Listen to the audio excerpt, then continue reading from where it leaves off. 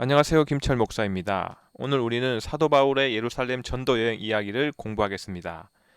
사도 바울이 에베소에서 고린도로 편지를 써 보내다가 이제 고린도로 가서 고린도에 도착했습니다. 그래서 이제 바울의 진심을 알고 그리스도 안에서 얼마나 큰 꿈을 함께 꿀 수 있는지를 고린도 성도들과 함께 나누고, 이제 사도 바울은 로마서를 써서 베베의 손에 들려 로마로 보내고, 사도 바울은 예루살렘을 여행하기로 결심하게 됩니다. 물론 궁극적으로 바울은 서쪽의 로마로 가려고 계획을 다 수립한 상태였습니다. 이런 상황에서 사도 바울은 이제 예루살렘을 향한 여행을 준비하는데, 그 과정에서 어떤 내용들이 있었는지 살펴보시겠습니다. 자, 먼저 로마라는 도시는 이탈리아 반도에 위치한 로마 제국의 수도였습니다. 로마는 잘 발달된 도로를 가지고 제국 어디에나 신속하게 이동할 수 있었습니다. BC 8세기를 시작으로 카르타고를 점령하고 BC 31년에 악티움 해전에서 헬라를 최종적으로 격파함으로써 그때부터 초대 황제 옥타비아누스는 팍스 로마나 시대를 열게 됩니다. 그리고 AD 1세기에 옥타비아누스는 대규모 건축 사업으로 아주 웅장한 로마의 모습을 갖추게 하는데요. 옥타비아누스의 표현으로 말할 것 같으면 나는 진흙으로 된 로마를 물려받았고 대리석 로마를 남겼다라고 이제 표현했습니다. 또 바울 당시 로마는 인구 100만 명 이상의 대도시였고 정치, 문화, 종교, 상업의 중심지였습니다. 지금 고린도에 머물고 있던 이 바울은 로마를 잠정적으로 이제 스페인으로 가기 위한 중간 거점으로 계획하고 먼저 편지를 써서 보내고, 이 사도 바울은 로마로 가기 전에 동쪽의 예루살렘을 먼저 어, 들렸다가 로마로 갈 계획을 세웁니다. 바로 이때 고린도에서 3개월 정도 머무를 때, 아직 예루살렘에 가지 않고 이제 로마로 가지 않았을 때 고린도에서 3개월 정도 머물면서 로마서를 기록했다고 보시면 되겠습니다. 그렇다면 로마서는 어떤 책인가 했을 때 바울의 서신서 중 가장 논리적이고 체계적인 서신서로 복음이 무엇인지 소개하는 편지가 되겠습니다. 먼저 바울 복음서, 이게 성경의 보석이라 불리는데요. 마틴 루터는 로마서를 최고의 이제 고결한 복음, 아무리 읽고 숙고해도 지나치지 않으면 읽으면 읽을수록 더 귀중해지고 맛이 난다라고 표현했습니다. 또 갈라디아서를 기초로 좀 더 깊숙하게 복음에 대해서 논리를 전개한 편지가 되겠습니다. 또 직접 대면한 적 없는 로마 교회 성도들에게 자신을 소개하는 편지도 되겠습니다. 로마서를 통합하면 바울의 이 질문과 답은 대략 5가지로 정리할 수 있는데, 첫째로 예수 그리스도는 어떤 분이신가? 우리는 어떻게 하나님의 자녀가 되었는가? 하나님의 의는 무엇인가? 율법과 복음의 관계는 무엇인가? 그리스도인은 어떤 삶을 살아야 하는가로 정리할 수 있겠습니다. 즉 로마서는 기록하였으되라는 이제 표현이 가장 많은 편지인데, 구약 성경을 가장 많이 인용한 책이라는 말이 되겠습니다. 예를 들면 기록된 바 의인은 없나니 하나도 없으며 기록된 바 아름답도다 좋은 소식을 전하는 자들의 발이여함과 같으니라. 기록된 바 구원자가 시온에서 오사. 이렇게 이 로마서는 하나님이 이 선지자를 통해서 자기 아들에 관하여 성경에 미리 약속하신 것이라는 그 내용을 잘 짜임새 있게 체계적으로 잘 설명한 복음에 관한 진수다라고 정리하시면 되겠습니다. 이 로마서에 나타난 아주 중요한 두 개념을 살펴보게 되면, 첫째로 하나님께 의롭다 칭함을 받게 되었다. 즉 그러니까 우리 하나님께서 사람을 바라보면서 의로운 자라고 부르신다는 겁니다. 사람이 사람을 보고 야 의롭다라고 불러주는 것이 아니라 거룩하신 하나님께서 인생들을 보시면서 의롭다고 불러주는 그 기준이 그리스도를 믿는 자라는 겁니다. 또한 구속에 대해서도 말씀해 주셨는데, 죄의 형벌로부터 자유하도록 죄의 값을 지불하셨다는 것입니다. 이것이 구속인데요. 모든 인생들이 자유하도록 그들의 지은 모든 죄값을 그리스도께서 대신 치르셨다는 겁니다. 또한 화해라는 부분에 가서는 그리스도의 피는 죄를 강가하지 못하시는 의로우신 하나님의 요구를 만족시켰습니다. 하나님과 모든 인생들을 화목하게 화해시켰다는 놀라운 사실이 되겠습니다. 따라서 바로 이 예수 그리스도를 통한 복음은 모든 믿는 자에게 하나님의 능력이라고 선언되고 있습니다. 두 번째로 종의 개념도 등장하는데요. 예수 그리스도의 종 바울은, 그러니까 바울이 예수 그리스도의 종이라고 자기를 표현합니다. 바울은 예수 그리스도의 종으로 자신을 소개했는데 당시 종은 정말 실제 않은 단어였습니다. 그러므로 이 예수 그리스도의 종 바울, 이 표현은 철저히 현실적이고 구체적인 표현인데, 바로 이렇게 로마 제국이 노예를 기반으로 이제 경영되어지는데, 그 시대에 사도 바울은 자신이 예수 그리스도의 종이라고 표현하므로 철저하게 로마 성도들에게 자신이 그리스도에게 헌신된 일꾼이다라고 표현하게 됩니다. 이 로마서 안에 바로 이러한 소중한 내용이 들어있겠습니다. 이제는 율법 외에 하나님의 한 의가 나타났으니 율법과 선지자들에게 증거를 받은 것이라. 율법이 나타난 것은 모세 시대인데요. 우리 하나님께서 모세 시대에 아주 큰 사랑과 은혜를 베푸셔서 주신 것인데, 이후 시간이 흐르고 율법과 선지자들에게 그 증거를 받아서 한 의인 예수 그리스도가 나타났다는 것입니다. 따라서 예수 그리스도는 우리를 위하여 죽으심으로 하나님께서 우리에 대한 자기의 사랑을 확증하셨다라는 사실이고요. 이로 말미암아 우리 인생들은 하나님의 아들의 형상을 본받아 예수님을 닮아갈 수 있는 놀라운 마다들의 길을 열었다는 사실을 로마서에서 기록하고 있겠습니다. 이 위대한 로마서를 쓴 이유에 대해서 살펴보면 가장 중요한 이유는 로마 성도들에게 자신의 땅끝 스페인 전도를 위한 계획을 알려주고 로마 교회로부터 협력을 요청하고 싶었기 때문입니다. 더 들어가서 이제 살펴보게 되면 1, 2, 3차 전도 여행을 하나님의 은혜로 잘 마쳤다라는 겁니다. 사도 바울이 전도 여행을 다니면서 전략적 요충지에 필요한 곳에 복음을 전하고 이제 센터를 세워놨기 때문에 복음을 전할 수 있는 정리를 했기 때문에 이제 스페인으로 가고 싶다라는 말을 쓴 거고요. 그 다음에 사도 바울은 로마를 거점으로 땅끝까지 전도 여행을 갈 구체적인 계획에 이제 실행 단계에 이르렀기 때문에 이제 로마서를 썼습니다. 또 스페인에 가기 전에 먼저 오순절 전에 예루살렘으로 가서 그동안에 이 선교 보고, 전도 여행의 선교 보고를 할 것이고, 이제 그 후에 로마로 갈 것인데, 그때 스페인으로 파송받을 수 있도록 로마 교회의 협조를 부탁한다는 이유로 로마서를 정성껏 써서 로마 교회에 먼저 보내게 된 것입니다. 로마서 시작 부분과 끝 부분에 이런 계획이 하루 이틀 사이에 수립되어진 것이 아니고 오래전부터 준비되어진 계획이라는 것을 보여주는 대목이 있는데요. 형제들아, 내가 여러 번 너희에게 가고자 이게 가고자 했는데 지금까지 길이 막혔다는 겁니다. 그런데 로마서 끝부분에 다시 한번 처음과 비슷한 표현을 써놓는데, 내가 너희에게 가려 한 것이 여러 번 막혔더니 이제는 이 지방에 일할 곳이 없다라는 이야기를 하고, 이 말은 아까 말씀드렸듯이 전략적으로 복음을 전할 수 있는 센터가 다 세워졌다, 그 준비가 다 끝났다는 이야기고, 여러 해 전부터 언제든지 서반으로 갈 때 너희에게 가기를 바라고 있었으니 먼저 너희와 사귐으로 얼마간 기쁨을 가진 후에 너희가 그리로 보내주기를 바람이라 라는 말을 쓰고 있습니다. 즉 땅끝에 하나인 이 스페인까지도 복음이 전하기 위한 이 상황에서 선교센터의 역할을 로마 교회에게 바란다는 표현을 쓰면서 얼마나 오랫동안 기도하면서 이 수립한 계획인지를 보여주는 대목이 되겠습니다. 이제 바울의 동력자 이야기입니다. 바로 바울이 이렇게 로마서를 로마에 보내서 로마 교인들과 그리스도 안에서의 깊은 성도의 교제를 바탕으로 스페인에 복음을 전할 계획을 수립할 수 있었던 중요한 이유 중에 하나는 바로 이 바울의 동력자들의 협력이 있었기 때문입니다. 바로 이 사도 바울은 위대한 선교 사역을 진행했는데 그 바탕에 들어가 보면 이렇게 놀라운 동력자들과 협력하는 동력 사역이 있었다는 겁니다.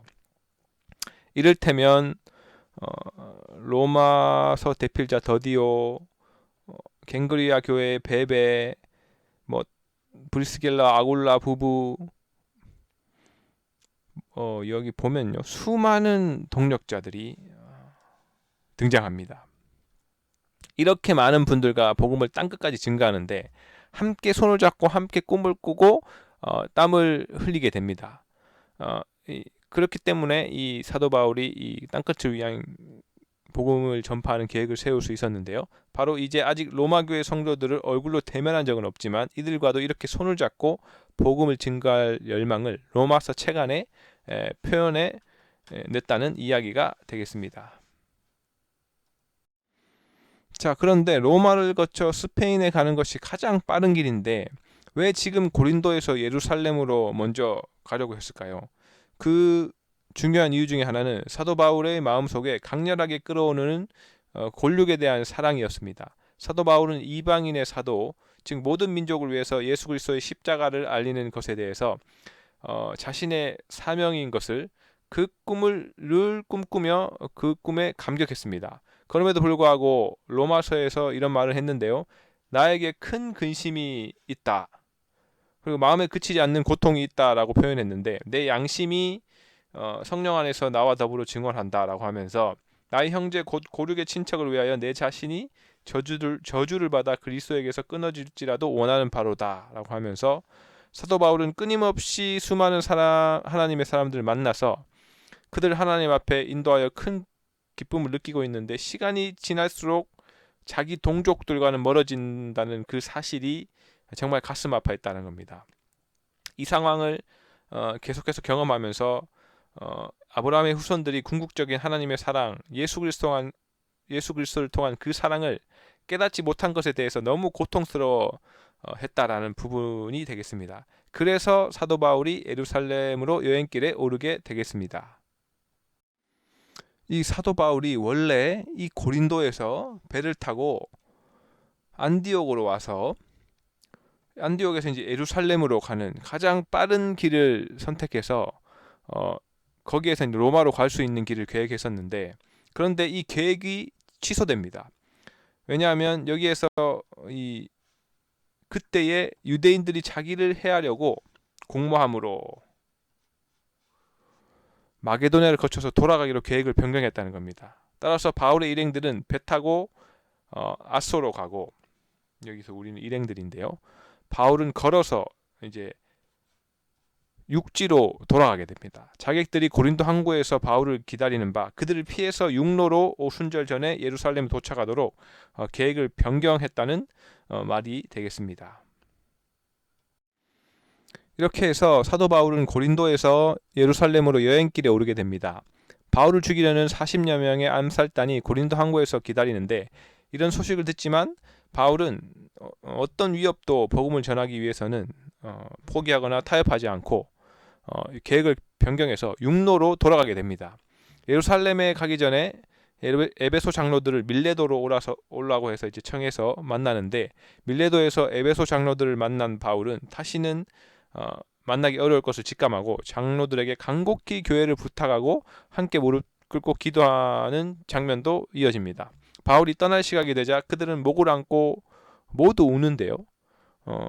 그렇게 해서 밀레도에서 에베소 장로들과 작별을 하게 되고 바울은 가이사랴에 있는 전도자 빌립의 집에 들르게 됩니다. 그래서 빌립은 초기 예루살렘 교회에서 세운 일곱 일꾼 중 한 사람이었는데 이 빌립의 집에서 예언자들도 만나는데 그들도 바울이 예루살렘에서 결박당할 것을 예언하는데요. 바울을 보고 이제 가지 말라고 합니다. 그러나 바울은 하나님의 뜻을 따라 죽기를 각오하며 예루살렘으로 향하게 되고 예루살렘으로 돌고 돌아 도착한 바울은 그간 이방인 전도했던 것을 보고를 자세히 보고하게 되고 예루살렘 교회는 이 보고를 듣고 하나님께 영광을 돌립니다. 그런데 며칠 후에 바울이 예루살렘 성전에 들어가자 군중들이 삽시간에 달려들어서 바울을 성전에서 끌어내려 죽이려 하는 상황이 발생합니다. 이때 로마 군인들이 바울을 죽음 직전에 구해내게 되는 큰 이제 이야기가 되겠고요. 자, 이렇게 예루살렘의 전반적인 여행의 스케치의 바탕 위에 오는 길에 밀레도에서 에베소 장로들과 어떤 일이 있었는지 계속해서 간단하게 살펴보겠습니다. 바울은 마지막으로 에베소 장로들과 만나서 거기에서 많은 부탁들을 하고 함께 기도합니다.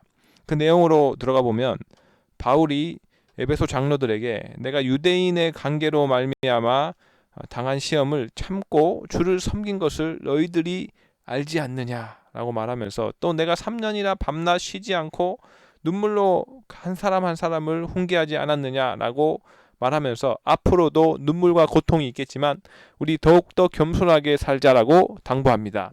그러면서 바울은 장로들에게 생명보다 귀한 것은 없으나 복음을 위해서는 생명까지도 바치겠다라고 이제 선언하면서 동참해 줄 것을 또 말합니다. 그러면서 또 장로들에게 당부하기를 약한 사람을 돕자. 또 주 예수께서 친히 말씀하신 바 주는 것이 받는 것보다 복이 있다. 함께 나누고 살자라고 이렇게 마지막으로 당부를 하게 됩니다. 그러자 이제 목숨을 걸고 길 떠나는 바울의 목을 끌어안고 정말 다시 바울의 얼굴을 볼 수 없다는 말을 듣고 더욱 근심하여 크게 울었다. 라는 이런 사실이 기록되어 있겠습니다. 자, 드디어 바울이 예루살렘에 도착했습니다. 바울의 자세는 예루살렘에서 죽을 것도 각오했습니다. 자신에 관한 이 유대인들의 감정과 계획이 정말 얼마나 무서운지 이미 전도 여행을 통해 파악이 됐기 때문에 예루살렘에서 죽을지 모르는 상황에서도 각오하고 예루살렘에 오게 됩니다. 예루살렘에 도착한 바울은 먼저 예루살렘 교회에서 선교 보고를 합니다. 낱낱이 다 보고해서 예루살렘 교회 지도자들이 고린도 교회, 에베소 교회, 빌립보 교회 등등 교회 형편을 낱낱이 알게 됩니다. 그래서 그들을 위해서 기도하게 하고 그들과 초기교회 하나님의 복음을 함께 갈 수 있도록 만듭니다. 물론 마게도냐에 있는 데살로니가 빌립보 교회 또 아가야의 고린도 교회 등 여타 교회로부터 예루살렘 교회의 가난한 형편에 조금이라도 도움이 됐으면 해서 수많은 연보를 바울의 표현으로 성도 섬기는 일도 충분히 예루살렘 교회의 기쁨으로 잘 전달하게 됩니다.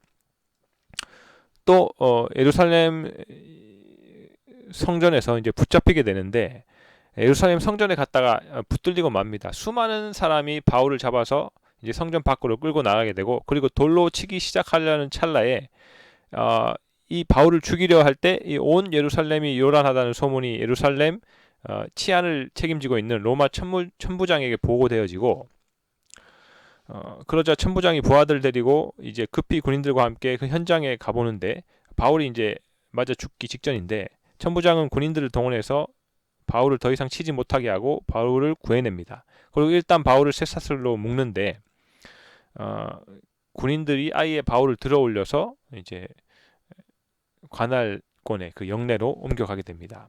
이때 사도 바울이 천부장에게 이제 자신이 이제 백성들에게 말할 기회를 달라라고 요청하게 되고 천부장이 잠시 말할 기회를 줍니다. 이때 바울은 쇠사슬을 묶인 채 지금 자신을 죽이기 위해서 소동하고 있는 그 동족 유대인들을 향해서 마지막 설득을 시도하게 됩니다.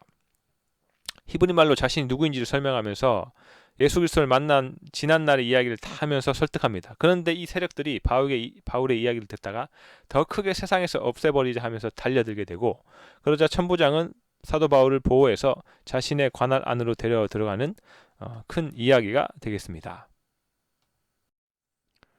관할 영내 안으로 데리고 들어간 천부장은 바로 백부장을 시켜서 쇠사슬 대신 가죽끈으로 묶어서 채찍질하며 신문하라고 합니다.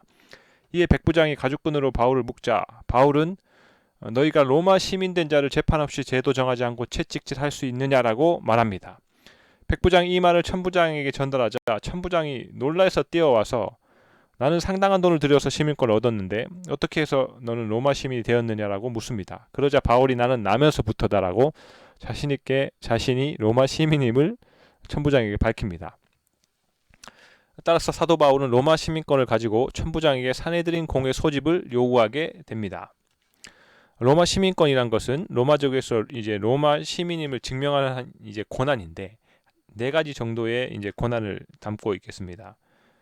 투표권, 참정권, 재산 소유권, 군인이 될 수 있는 권리도 가졌고, 로마 시민의 권리는 재판 없이 고문하거나 채찍질을 받지 않을 수 있습니다. 그리고 로마 시민은 이제 제1시민인 황제에게 재판을 청구할 수 있는 권리도 가지고 있었습니다. 따라서 로마 시민권을 가진 사도 바울은 바로 로마의 천부장에게 공회를 모아달라고 요청을 하게 되고, 이튿날 천부장은 유대인들이 무슨 일로 그를 고발하는지 알고자 해서 그 결박을 풀고 제사장들과 온 공회를 모읍니다. 그러니까 천부장은 사내들인 공회를 모을 정도의 권력을 가진 로마의 권력자였다라고 보시면 되겠습니다. 자, 5차 사내들인 공회 재판 장면으로 가보면 먼저 공회가 열리자 사도 바울이 먼저 말합니다. 여러분 형제들아, 오늘까지 나는 범사의 양심을 따라 하나님을 섬겼노라 라고 말합니다. 바로 이 사내들인 공회 재판에서 바울의 말을 들은 제사장 아나니아가 옆에 사람에게 바울의 입을 치라고 합니다. 그러자 바울이 그 이야기를 듣자마자 회칠한다며 하나님이 너를 치시리로다. 내가 나를 율법대로 심판한다고 앉아서 율법을 어기고 나를 치라 하느냐라고 말합니다. 그러자 깜짝 놀라서 주변의 공회원들이 바울에게 네가 감히 하나님의 제사장을 욕하느냐라고 말하게 됩니다. 그러자 바울이 나는 그가 대제사장인 줄 알지 못하였다라고 합니다. 아마 바울은 알고 있었지만 대제사장을 욕하면 안 된다는 그 법을 피해가려고 모른다고 했을 것입니다. 여기까지 상황을 파악한 바울이 더 이상 공회의 재판이 무의미한 것을 생각하고 그렇게 판단하고 이 상황을 피할 중요한 선언을 하는데, 여러분 형제들아 나는 바리새인이요 또 바리새인의 아들이라 하면서 죽은 자의 소망 곧 부활로 말미암아 내가 신문을 받는다라고 말합니다.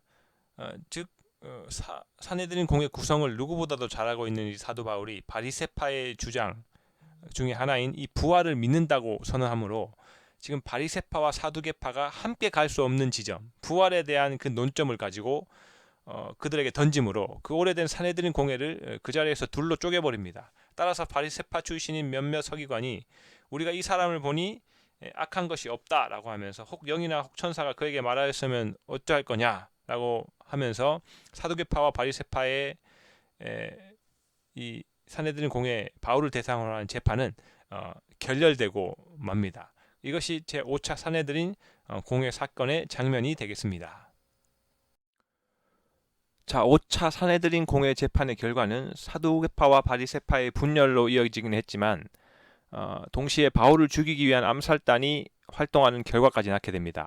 바울을 죽이기 전에는 먹지도 아니하고 마시지도 아니하겠다라는 동맹한 자가 40여 명이나 나왔습니다. 바로 이 같은 현실이 이제 사도 바울은 로마 시민권까지 사용해야 되는 상황으로 이어지게 되겠습니다. 예루살렘에서 제5차 사내들인 공회 재판이 사두개파와 바리새파의 간극 벌리기로 끝이 났다면, 이러한 상황에서 하룻밤이 지나고 유대인들이 제6차 사내들인 공회를 요청하게 됩니다.